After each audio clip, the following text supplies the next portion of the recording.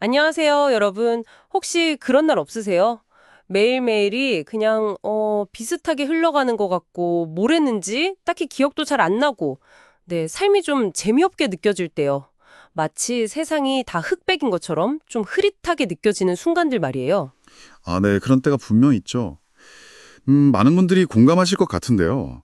소위 말하는 노잼식이라고 부르기도 하잖아요. 맞아요. 노잼 시기. 딱 그 표현이네요. 네, 그래서 오늘 저희는 이렇게 삶이 좀 흐릿하고 무기력하게 느껴질 때 있잖아요. 그럴 때 어떻게 하면 다시 좀 삶의 색깔을 찾을 수 있을까? 매 순간을 좀 더 또렷하게 만들 수 있을까?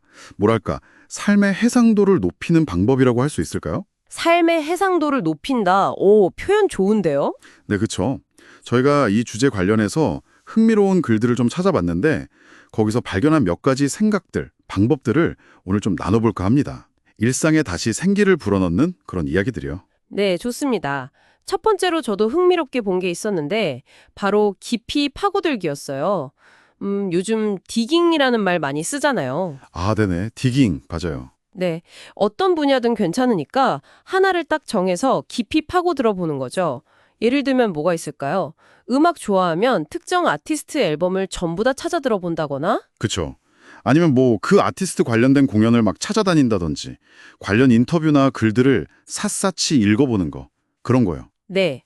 근데 이게 뭐랄까, 꼭 전문가가 되려고 하는 건 아니잖아요. 맞아요. 그게 중요한 포인트 같아요.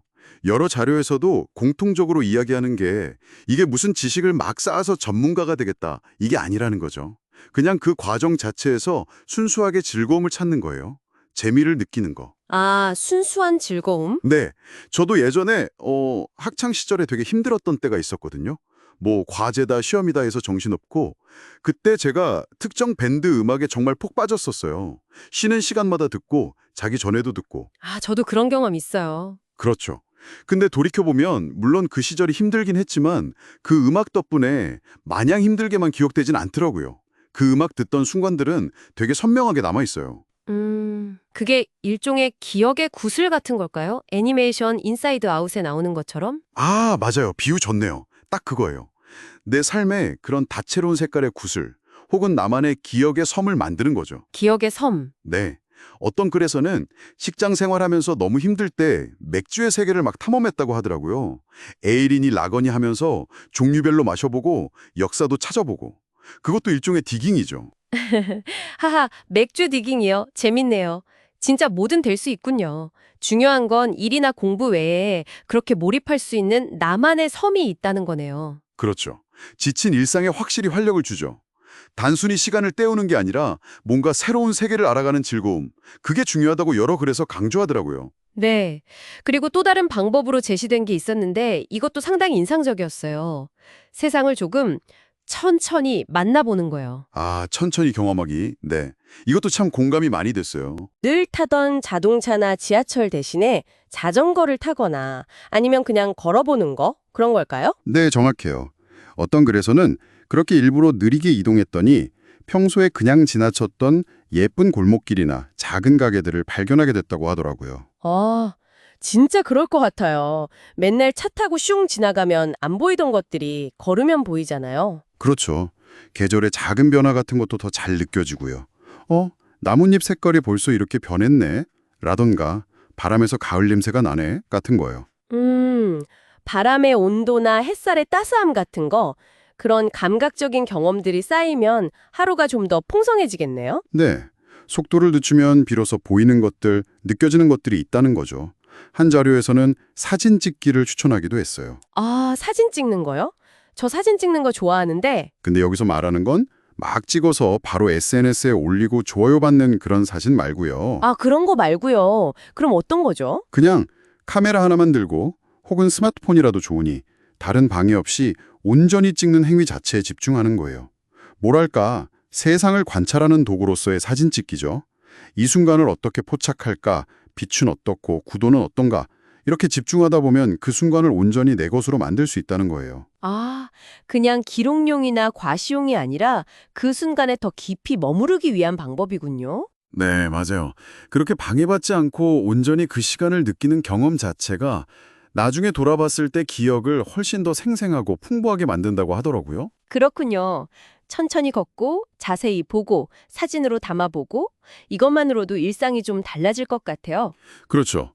그리고 또 하나, 이것도 참 흥미로운 제안이었는데 새로운 언어를 배워보는 거예요. 아, 언어 배우기. 저도 항상 생각은 하는데 쉽지가 않죠. 그렇죠. 시간도 내야 하고 꾸준히 해야 하니까요. 근데 이게 단순히 외국어 능력 하나 더 갖는 데는 의미 이상이라는 거예요. 어떤 점에서 그럴까요? 언어라는 게 단순히 의사소통 도구가 아니잖아요. 그 언어에는 그 나라의 문화, 역사, 그리고 생각하는 방식까지 다 담겨 있죠. 그래서 새로운 언어를 배운다는 건 사실상 새로운 세상을 만나는 것과 같다는 거예요. 세상을 보는 창에 하나 더 생기는 거죠. 아, 새로운 세상을 만난다. 듣고 보니 그러네요. 네, 어떤 여행 에세이에서 본 내용인데 스페인 산티아고 순례길을 가기 전에 스페인어를 정말 아주 조금 기초적인 것만 배워갔대요. 근데 현지에서 식당 주인이나 다른 순례자들과 정말 짧게나마 배운 스페인어로 대화를 나눴던 그 순간들이 여행 전체를 훨씬 더 의미 있고 풍요롭게 만들었다고 하더라고요. 와, 그냥 관광객으로 스쳐 지나가는 거랑 완전히 다른 경험이었겠네요. 그렇죠. 짧은 대화였지만 뭔가 더 깊이 연결된 느낌을 받았다는 거죠. 언어를 배우면 세상을 그만큼 더 넓고 깊게 이해하게 되는 것 같아요. 다른 문화권의 사람들과 더 깊이 소통하고 싶은 마음도 자연스럽게 생기고요. 네, 확실히 시야가 넓어지겠네요. 그리고 마지막으로 또 인상 깊었던 게 글쓰기에 대한 이야기였어요. 아, 글쓰기. 네. 이것도 여러 자료에서 중요하게 다루더라고요. 네, 글쓰기가 약간 내 마음속 풍경을 자세히 들여다보는 행위 같다고 할까요? 오, 그것도 좋은 표현인데요. 마음의 풍경을 본다. 특히 아침에 일어나자마자 머릿속에 떠오르는 생각이나 감정들을 검열 없이 그냥 쭉 적어내려가는 모닝 페이지 같은 거요. 그런 걸 꾸준히 하면 도움이 된다고요. 네, 맞아요. 그 모닝 페이지 저도 예전에 시도해 봤는데 처음엔 뭘 써야 하나 막막하기도 했거든요. 그렇죠. 저도 그럴 것 같아요. 근데 그냥 의식의 흐름대로 쓰다 보면 신기하게 마음이 좀 차분해지고 정리가 되는 느낌이 들더라고요. 아, 정말요? 어떤 식으로 정리가 되나요? 뭐랄까, 머릿속에 막 뒤죽박죽 엉켜있던 생각들이 글로 써내려가면서 좀 가지런히 배열되는 느낌? 마치 컴퓨터 하드디스크 조각 모음하는 것처럼요. 아하, 컴퓨터 조각 모음 비유 재밌네요. 네. 그리고 그 좋은 점이 내가 뭘 불안해하고 있는지, 뭐가 나를 힘들게 하는지를 좀 더 명확하게 알게 돼요. 그냥 막연하게 불안하다 이게 아니라 내가 지금 이런 걱정 때문에 힘들구나 하고 실체를 파악하게 되는 거죠. 보이지 않을 때 더 크게 느껴지는 불안감의 실체를 파악한다. 그렇죠. 그러다 보면 이건 생각보다 별거 아니네? 하고 불필요한 걱정을 좀 덜어낼 수도 있고요. 네. 글쓰기가 자기 이해를 돕는 아주 좋은 도구가 될 수 있겠네요. 네. 그리고 글쓰기와 좀 연결되는 맥락인데 때로는 뭔가를 계속 더 하려고만 하기보다 오히려 비우는 것이 중요할 때도 있다는 조언도 있었어요. 비우기요. 네. 나를 너무 힘들게 하는 일이나 관계 혹은 너무 과도한 목표 같은 것들을 좀 과감하게 덜어내는 거죠. 삶을 좀 더 단순하게 만드는 거예요. 아, 이것저것 너무 많이 짊어지고 있느라 지칠 때가 많은데 비우는 연습도 필요하겠네요. 맞아요. 여백이 좀 생겨야 거기에 새로운 공기도 들어오고 새로운 가능성이나 기회도 들어올 수 있으니까요. 너무 꽉 채우려고만 하면 오히려 숨 막힐 수 있잖아요. 네, 정말 그렇네요. 무조건 채우는 게 능사가 아니군요. 그렇죠. 오늘 이렇게 쭉 이야기를 나눠보니까 결국 삶의 해상도, 그 선명함을 높이는 방법이라는 게 뭐랄까 아주 거창하거나 특별한 비법이 있는 건 아닌 것 같아요. 맞아요. 저도 그렇게 느꼈어요. 내가 진짜 좋아하는 게 뭔지 찾아서 깊이 빠져보고 또 너무 빠르게만 달리지 말고 가끔은 멈춰서서 주변을 천천히 둘러보고 네. 그리고 새로운 언어 같은 걸 배우면서 세상을 보는 눈을 넓히거나 글쓰기를 통해 내 마음을 좀 들여다보고 정리하고 그렇죠. 또 때로는 불필요한 것들을 좀 비워내기도 하고요. 이런 어떻게 보면 작고 사소해 보이는 시도들이 하나하나 모여서 결국 하루하루를 좀 더 의미 있고 풍성하게 또렷하게 만들어주는 게 아닐까 싶어요. 네, 정확합니다. 여러 자료들을 보면서 공통적으로 느낀 게 바로 그거였어요. 작은 변화들의 힘이죠. 그리고 한 글에서 먹고 기도하고 사랑하라 작가의 말이 인용된 게 있었는데 이것도 참 와닿았어요. 오, 뭔가요? 창의적인 삶이란 두려움보다 호기심이 기반을 둔 삶이다. 이런 말이었어요. 두려움보다 호기심을 따른다. 네. 삶이 좀 재미없고 무기력하게 느껴질수록 뭔가 새로운 걸 시도하는 게 더 두렵게 느껴질 수 있잖아요. 실패할까 봐 혹은 괜히 힘남 뺄까 봐. 맞아요. 괜히 시작했다가 실망할까봐 망설이게 되죠. 그렇죠.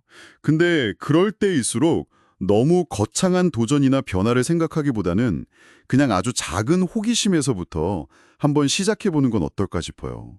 저거 재밌어 보이는데 하는 아주 작은 관심사부터요. 그게 여러분의 삶에 작은 숨통을 틔워주는 시작이 될 수도 있지 않을까요? 네, 작은 호기심에서 시작하는 변화, 좋은데요.